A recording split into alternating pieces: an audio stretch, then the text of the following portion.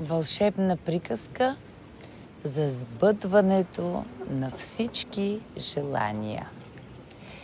Тук на един вълшебен златен мост сме застанали 3 магьосници.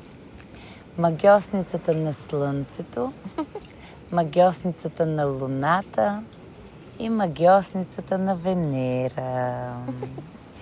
И трите ние сме решили да подарим на човечеството една вълшебна приказка, в която всички желания на хората са удовлетворени по най-добрия начин, така, че техните здрави основи да бъдат подхранени, а тяхните детински копнежи да бъдат закриляни, а техните капризи да бъдат успокоени.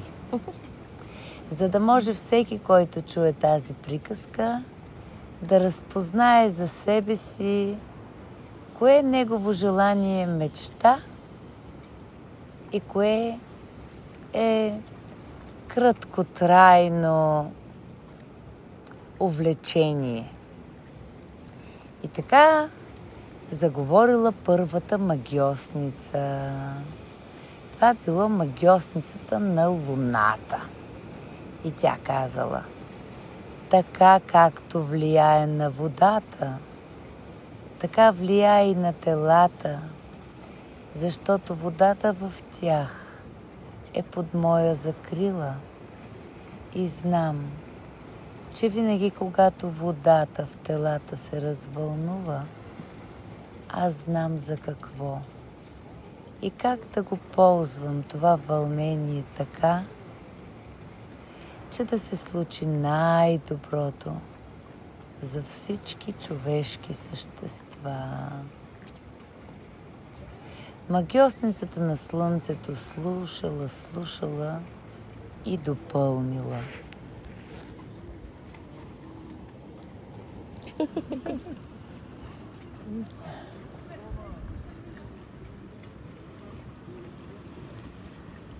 когато позволиш да светиш,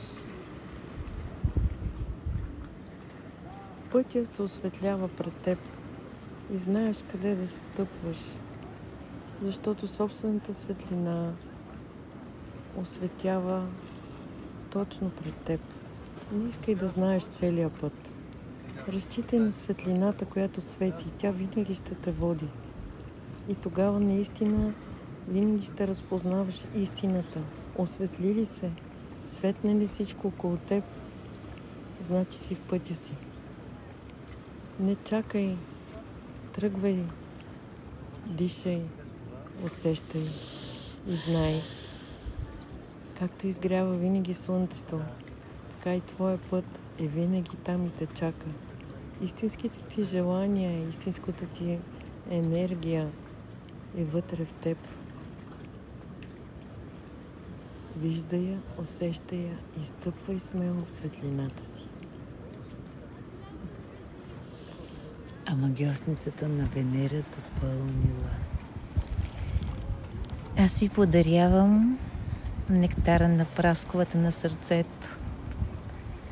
То е любовта, който тече през всеки един от нас и докосва, облагородява, смекчава и лекува.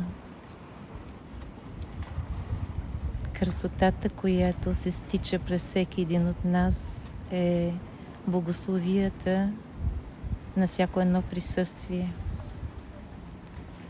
Можем да го усетим, когато сме в тишината на нашето сега, на нашето дълбоко вътре и нежността и пърхането на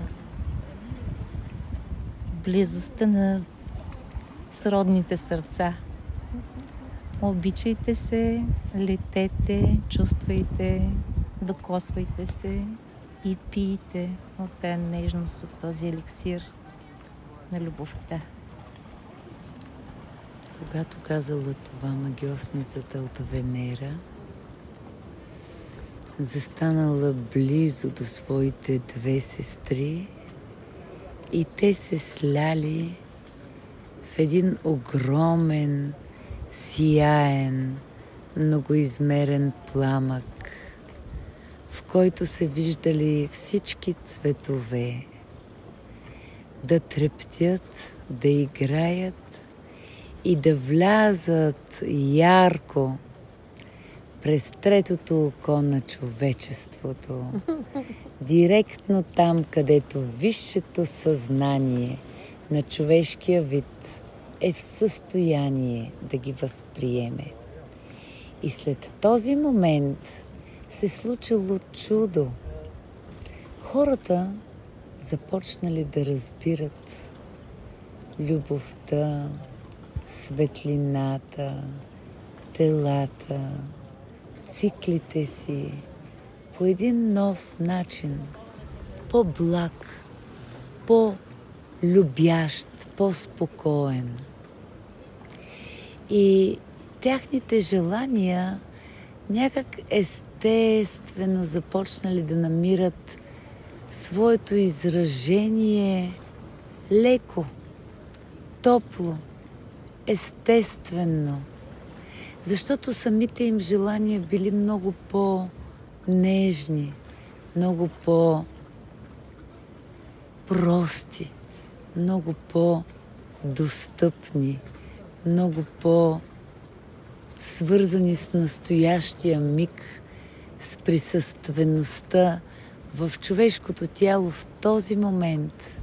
И колкото по-простички ставали желанията на хората, толкова по-красиво било взаимоотношението помежду им. Изведнъж всеки имал пространството да забележи другия. Имало достатъчно място за всеки. Защото никой не се опитвал да изземе света на околните. Всеки бил доволен от това, което е. И така светлината на Слънцето, нежността на Венера и мъдростта на Луната заедно изградили нов етап в самопознанието на хората в днешното време.